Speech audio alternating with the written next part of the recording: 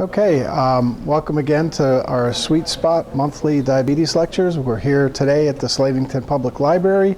I'm Ed Bechtel from Bechtel's Pharmacy, and our topic today is diabetic emergencies.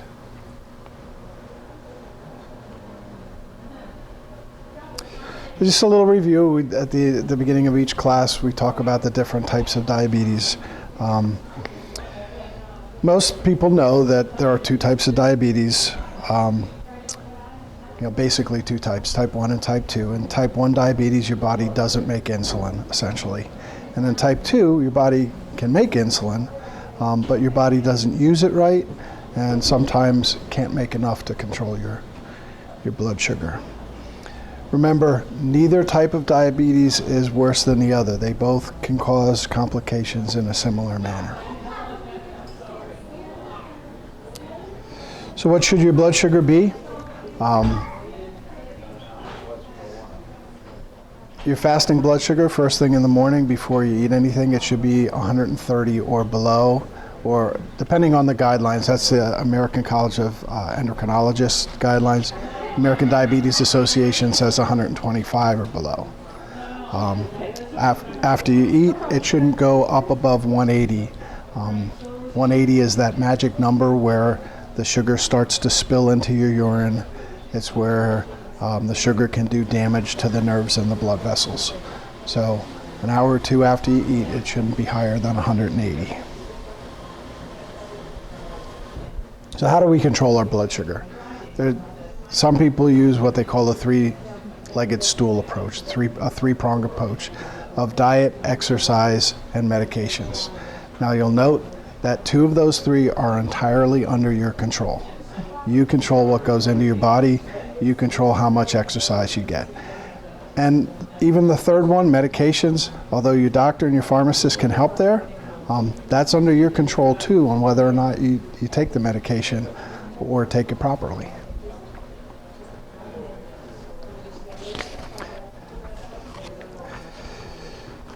So when do I need to go to the emergency room? This is a question you probably ask yourself or your healthcare provider. Today we'll discuss high blood sugar and low blood sugar emergency situations. We'll also talk about things that you can do at home and determine when you need to visit the emergency room. But first, let's talk about the things that you need on hand to be prepared for a diabetic emergency. You need to have a general emergency plan for diabetes. Things to consider are where you live, how likely you are to have power outages, is transportation reliable during an emergency, do you have enough food, medicine, or testing supplies? You also need to have an emergency plan for hypoglycemia and hyperglycemia.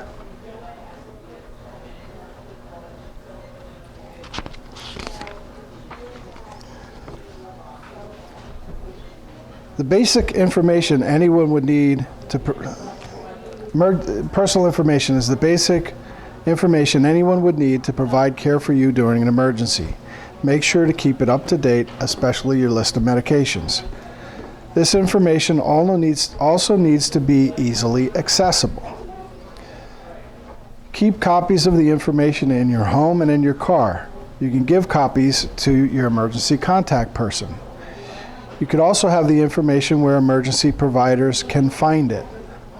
They used to have those vial of life things that you put in your refrigerator. You put your emergency information in this vial that went in the refrigerator, and then there was a magnet that went on the refrigerator to tell emergency responders that, if there was something happened in your home, they'd look at the refrigerator. If they saw that logo, they knew that your health information was available inside the refrigerator.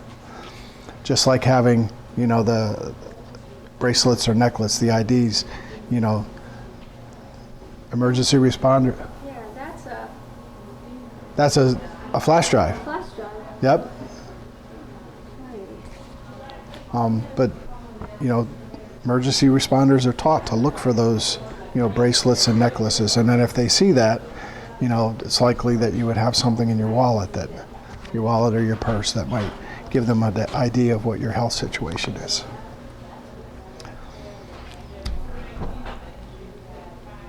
There are vials that you stick in your refrigerator that hold written copies of information. Another more recent option is to have your entire medical record copied onto a flash drive. This is easy. Even if you don't think you have computer skills, ask your healthcare provider, your pharmacist, your friends and family to help you. There are flash drives that are made specifically for this and have a red cross or a medical symbol on the case. The flash drive can travel with you anywhere, trips out of town, office visits, scheduled procedures, and emergencies.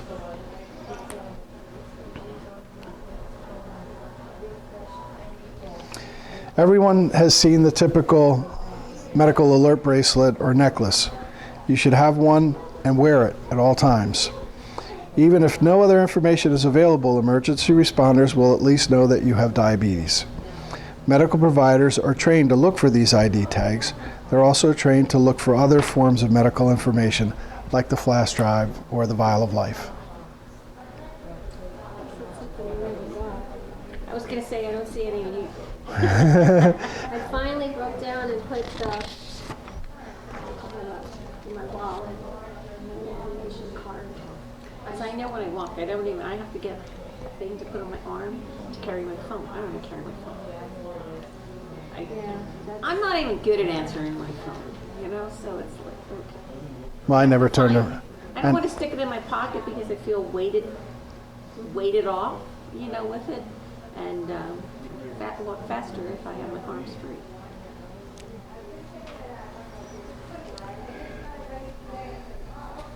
Okay. Hypoglycemia is the most common type of diabetic emergency. You need to have rapid-acting carbs, a rapid-acting carb source immediately available. They need to be everywhere you are: car, home, purse, desk, gym bag. We'll talk about this again later.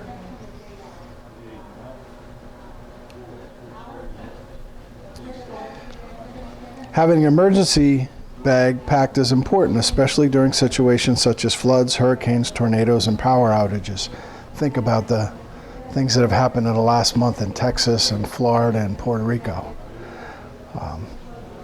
You have to have access to your normal supplies, so keep a kit ready to go with a glucose meter, strips, medication, and non-perishable food items. And the strips, if you keep them in an emergency pack, every once in a while rotate those out because the strips go bad. Oh, okay. So, having a meter available if your strips are, 2 years out of date. When she sent me my prescription didn't match my meter. So then I went to people who lived in my apartment, and I ran into a friend. Theirs didn't match my meter either, and I didn't want to, because mine will go back for a while, has the data in it. I didn't want to have to mess up theirs either. Theirs had data in it, so I just left it go for a day again. Yeah. So I got doctor, I get to the pharmacy, so I pick up at Weiss usually because I worked right there. Went down there and they had sent the wrong ones in again. And I said, I'm not leaving until I see them. Look in the packet. Make sure they're the right ones. And she had sent up the wrong ones the second time again. Yeah, I'm sure you know from being a pharmacist. we get that all the time. People will get a free meter at the doctor's office, and the doctor's office will send up the script for the supplies. That's what they did.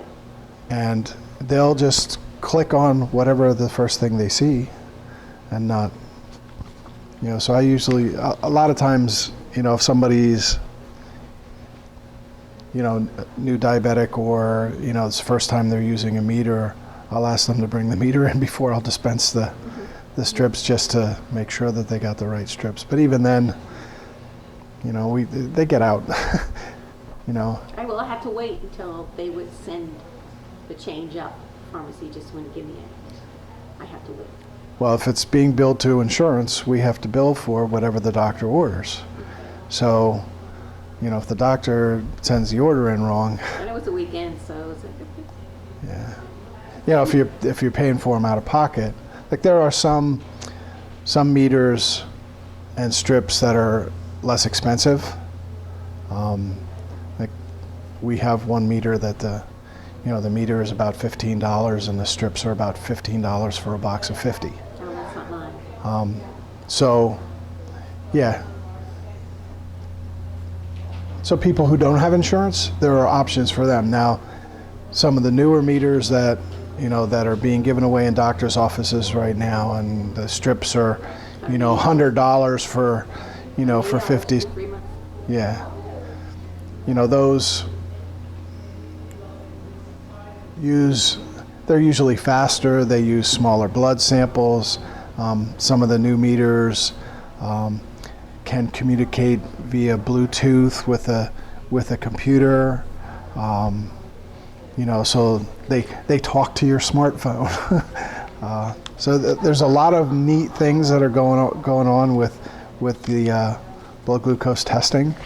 But if you don't need all of the bells and whistles, I know that just about every chain pharmacy has some sort of lower cost alternative. We have a lower cost alternative. I know Kmart does. I've had people come in looking for strips for for Kmart's inexpensive meter, and I don't have the strips. I have to send them back to Kmart. So of course, if they went into Kmart looking for the strips for the meter that we sell for $15, they're probably not going to find them there. Then Kmart will send them back to me or sell them another meter. Anyway, so rotate those strips. If you have an emergency kit, every 3 months, 6 months, take the strips out, put a fresh box of strips in, and use those in your daily routine.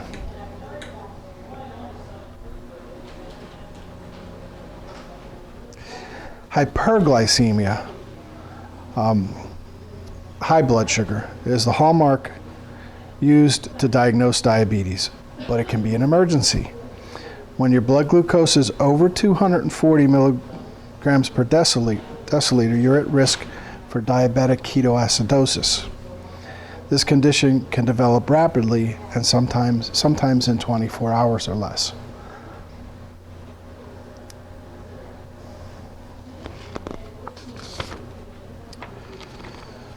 So what's too high for you? Your healthcare provider will give specific blood sugar levels for you. In general, blood glucose greater than 240 needs treatment. Many people with diabetes do not feel any different when their glucose is high.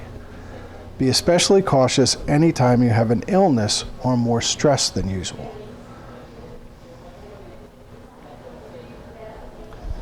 We'll do a whole session on sick day planning sometime during the year. Changes in your activities and meals can lead to hyperglycemia, forgetting or skipping your medication, forgetting your Lantus in the morning. Might also trigger hyperglycemia.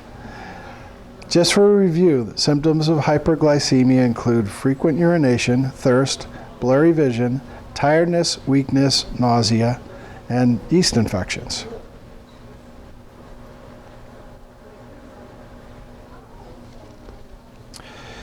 So what is DKA, diabetic ketoacidosis? It's a complication of diabetes that prevents your cells from getting enough glucose.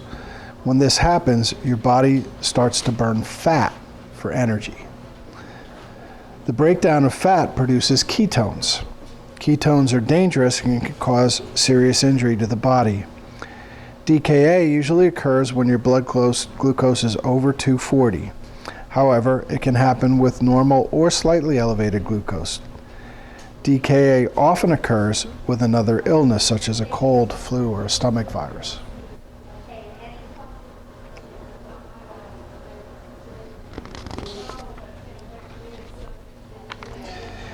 DKA is serious and can lead to death if not treated. If you have elevated blood sugar, feel unwell, reduce the amount you exercised, ate more than usual, have more stress than usual, or didn't take your medication, you need to think about the possibility of DKA and begin treatment at home to prevent it.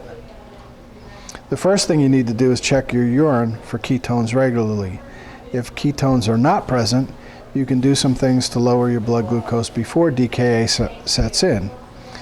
You can increase your exercise, decrease the amount you're eating, adjust your medication if your doctor approves of that. You can also increase fluid to 1 to 2 cups an hour to prevent further dehydration and DKA. Make sure that you're drinking water, broth, or sugar-free choices like Jell-O or popsicle. Yeah, you don't want to increase fluid by drinking Coca-Cola. I haven't had a soda since they diagnosed me. I basically drink water, and I probably drink 64 ounces or more a day. That's great. No, I always have. So I take a little bit of diet blueberry and put it in. Just about this much, and that's what takes my taste away later.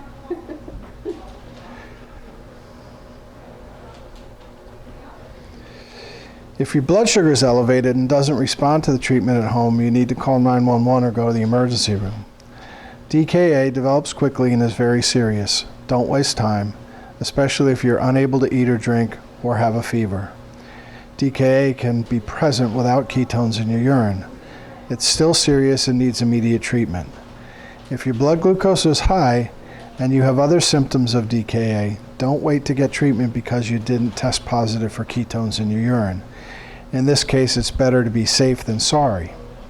Symptoms of DKA are very dry mouth, trouble breathing, extreme thirst, no appetite, blurry vision, and fruity breath. Some people describe this order as similar to nail polish remover. Remember, DKA requires treatment in a hospital. Don't delay going for treatment. Do they have home tests for this DKA? Well, they have tests for ketones in your urine. Right. Okay. Yeah, dip test. Are they over the counter or? Yeah, Okay. yep.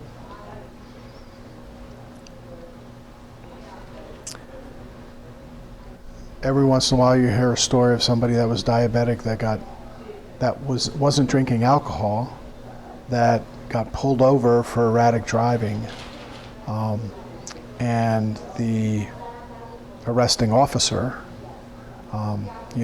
thought they were drunk, and they smelled alcohol on the breath. And here was somebody whose sugar was really high, and they were producing ketones, and that what the officer thought they were smelling as alcohol was actually the fruity breath that they. So then they take them to have a blood test, and there's no alcohol in the blood, but then they find out that their sugar's 400.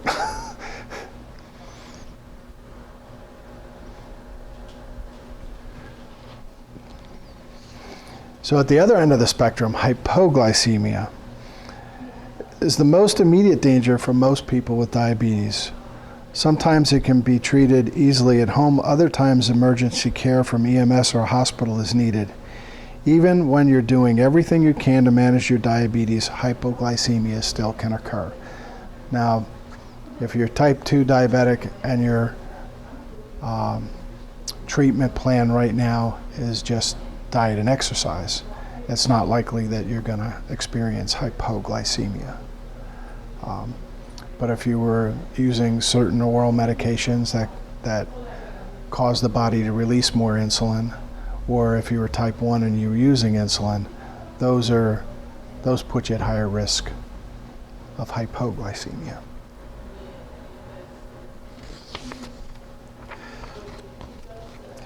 Your healthcare provider will work with you to determine an appropriate range for your blood sugar. Usually a reading less than 70 milligrams per deciliter is considered low. Hypoglycemia can be caused by eating too few carbs, taking too much insulin, strenuous exercise, skipping or postponing a meal, or drinking alcohol. Oh, she's passed out on the treadmill. I was trying to figure out what she was doing. Right? Yeah, that would.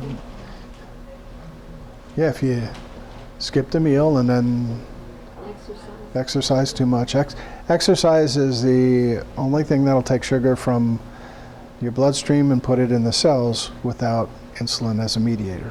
And they're not sure how that happens, but But I've it never is. heard that before. It's the biggest thing, as she said, it's like exercise. So I started to walk. yeah, they're not sure of the mechanism.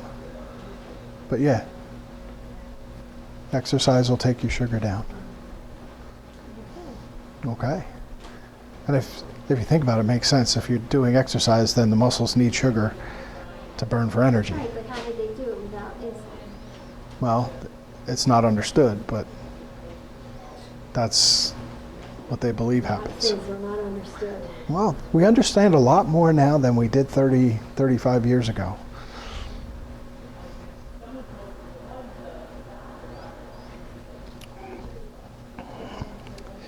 Anytime you think your blood sugar is too low, check it. If you feel your blood sugar is low but you can't check it, remember, when in doubt, treat. So if you're having symptoms of hypoglycemia, you want Shakes. Yeah. I get the spots. expert. Your whole body just kind of goes. The only thing I get is hot flashes. And I read that was one of the things, and they drive me crazy because I never had hot flashes. I had hysterectomy at 29, and I never had, kept my ovaries, but I never had any hot flashes.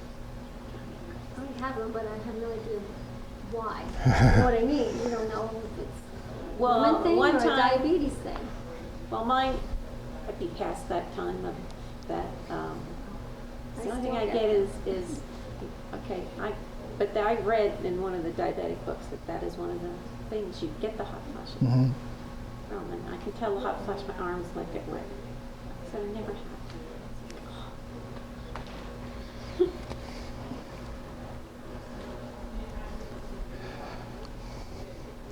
Prevention of hypoglycemia may not always be in your control, but treatment is. Treating hypoglycemia at the first warning signs to prevent more serious problems. Symptoms of hypoglycemia are broad and general. They include shakiness, dizziness, sweating, hunger, headache, pale skin, confusion, clumsiness, irritability, slurred speech, rapid pulse, tingling around the mouth, agitation, nightmare, crying, anger, and eventually deterioration into seizures and coma. Wow. Inability to make a decision. That's when I know my wife's is her sugar's dropping and I have to feed her. Seems like anything could be a symptom of low blood sugar. Again, when in doubt, treat. As you learn about managing your diabetes, you'll begin to learn more of the symptoms you have with hypoglycemia.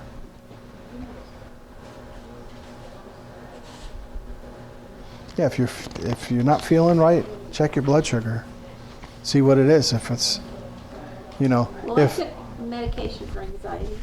okay, Okay, I took Paxil and I took Klonopin. After I quit working, I weaned myself totally off the Paxil to end up with the cough. That's when I went to the doctor and they diagnosed me as a diabetic. Going to an endocrinologist, she says, check it out on the computer. Her daughter, the assistant I had, daughter was a diabetic at the age of 8. So she said, her daughter took some kind of stuff and she ended up with this cough and kept it about 5 months later. I went back on my Paxil, not every night. I took 10 milligrams, but I went back on it. Taking it maybe once every 3 days. My cough disappeared. huh? And my Klonopin I have cut in half as to what I take. So, like all those different things they have there, like your rapid heartbeat, because that keeps Yeah, my some of body those- to a normal thing, and I realized that. So by going off of that, you get a withdrawal.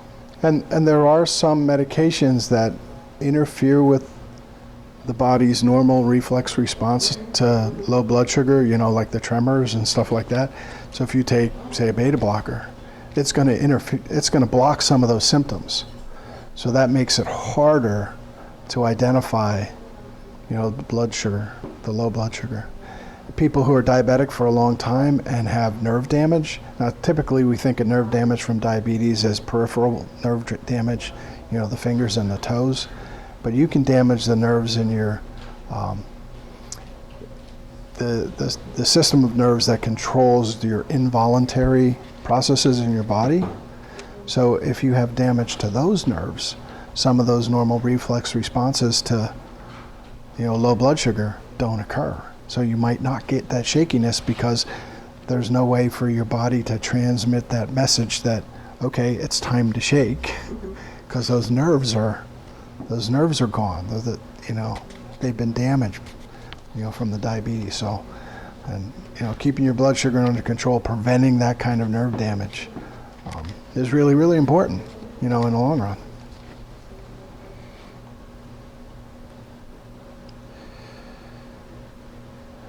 Okay.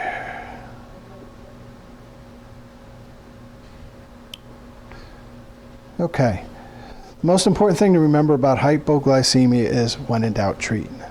As soon as you think your blood sugar is low, stop and check it. If you can't check it, treat it. Treatment is based on a rule of 15. When your blood sugar is low and you're not sure, eat a 15-gram carbohydrate snack. This can be fruit juice, saltines, cake frosting, hard candy, honey, or glucose tablets. Avoid foods that are high in fat or protein at this point. Rest quietly for 15 minutes and then check your blood sugar again. If it's still low or you're still in doubt, have another 15 grams of carbohydrate. If your next meal is more than an hour away, include a long-acting carb like a half a turkey sandwich or cereal or milk. Again, rest quietly for 15 minutes, then check again.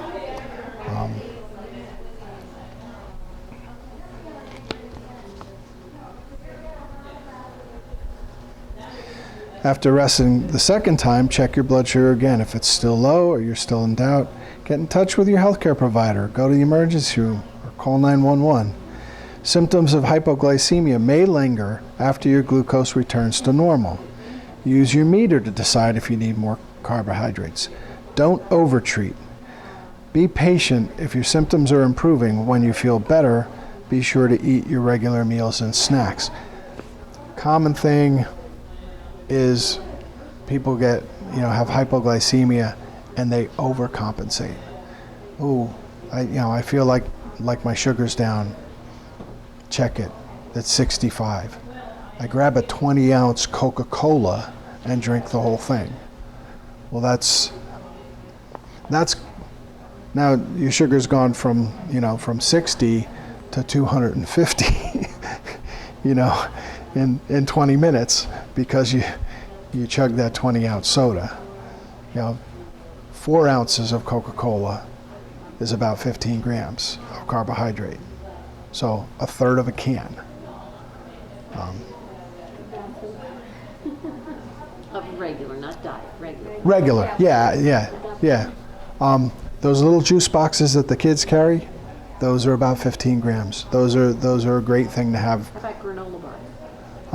Granola bars, depending on what granola bars you have, the granola bars can be a lot of fat, and the granola bars have more whole grains, which isn't going to affect the sugar as greatly as quickly.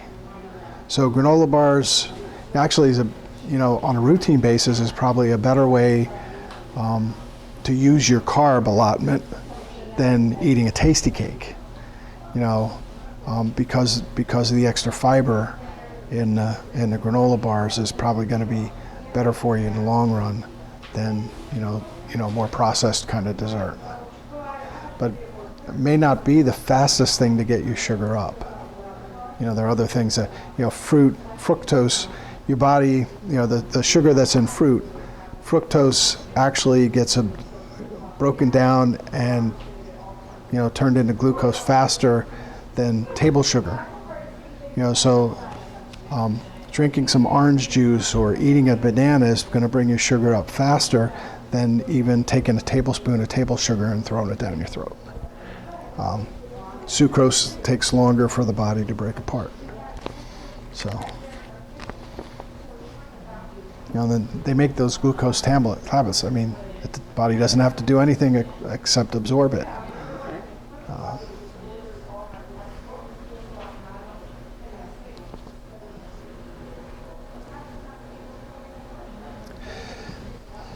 After 2 attempts to treat low blood sugar without success, you need emergency care. Call 911 or go to the emergency room. Untreated hypoglycemia can worsen quickly and cause you to become unconscious. This requires immediate treatment with glucagon or IV dextrose. Glucagon is a hormone that mobilizes stored sugar in your body. And people who are diabetic that may have that tendency to go into hypoglycemia should probably carry a glucagon emergency kit and let the people that are around them know how to use it. If you're at work and you have a glucagon emergency kit and nobody there knows how to use it and you're passed out on the floor, it doesn't do you any good to have had it with you. I have a friend who he was about to sit down and have his lunch where he worked, and he takes a fast-acting insulin to counteract the carbs that he eats in a meal. And he takes that immediately before he eats. So he injected his fast-acting insulin, and all of a sudden there was an emergency at work, and he didn't get to eat. Well, 15 minutes later, he was unconscious on the ground. You know, he had a glucagon emergency kit, but nobody where he worked was willing to use it. Now, luckily, the EMTs got there and, you know, were able to treat him appropriately, and he's, you know, he's fine. But yeah, if the people around you don't know how to use the glucagon emergency kit, because you're not likely to use it for on yourself. You know, if you're awake and alert and thinking, and your blood sugar is low, you're probably going to try to correct in another way. You're going to get those 15 carbs. You know, get that orange juice, get that soda, get that piece of fruit, get that piece of candy. But if you're unconscious because your blood sugar is that low, then somebody else is going to have to give you that injection.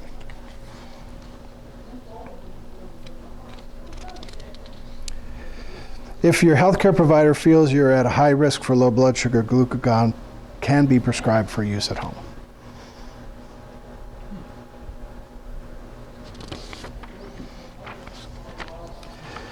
Severe hypoglycemia causes combative behavior, unconsciousness, seizures, or the inability to swallow, and needs immediate treatment at a hospital or by calling 911.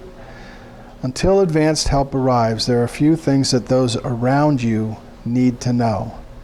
Your family, friends, and coworkers need to know the symptoms of hypoglycemia and what to do.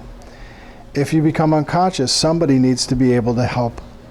If you pass out, they should not try to give you food or liquids by mouth. They should not give you insulin or put their fingers or other objects in your mouth. They should call 911 and give glucagon if it's prescribed for you.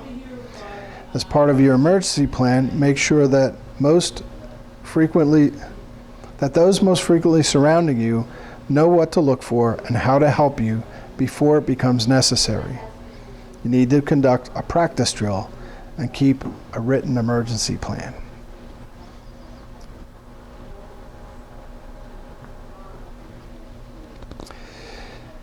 Hypoglycemia unawareness is when a person doesn't feel or recognize the signs of hypoglycemia.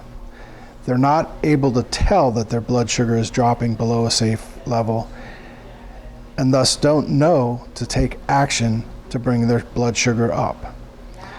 This occurs most often in people who have had diabetes for a long time or are pregnant, have had low blood sugars frequently, and those who manage their blood sugar very strictly. Tell your healthcare provider if your sugar drops below 60 and you don't recognize it, you may need to have your target levels adjusted to reduce your risk of problems. For diabetics who have hyperglycemia unawareness, this may not respond as hypoglycemia unawareness may not respond as quickly to treatment. So the episode may last longer and they are less likely to be awakened from sleep when the hypoglycemia occurs at night. They also have less defense against hypoglycemia during exercise. That was what I was saying. The nerves that control our involuntary actions, they become damaged. They can become damaged with people that have had diabetes for a long time or who have high blood sugars constantly. And then they they develop this hypoglycemia unawareness where they don't exhibit the symptoms. They don't have the symptoms, so they don't know that their sugar is dropping too low.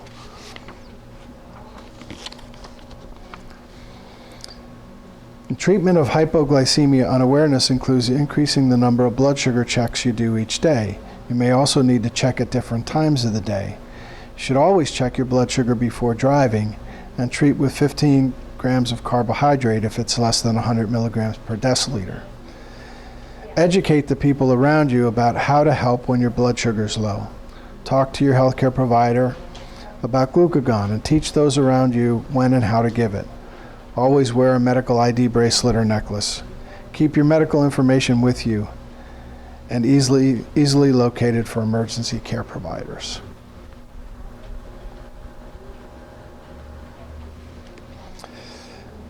Both low and high blood sugars can become an emergency. Remember the symptoms to watch for and begin treatment quickly.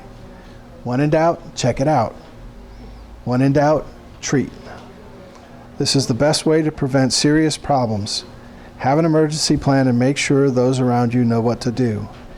You may not always be able to prevent a blood sugar emergency, but you can begin treatment quickly and prevent more serious complications. You have to be aware of how you feel, how your body is. And there's our recipe for the month. Okay, I feel wonky now. Is this because I why? Too low. Yeah, and sometimes Like with walking, it's been so damn hot. Once I get to the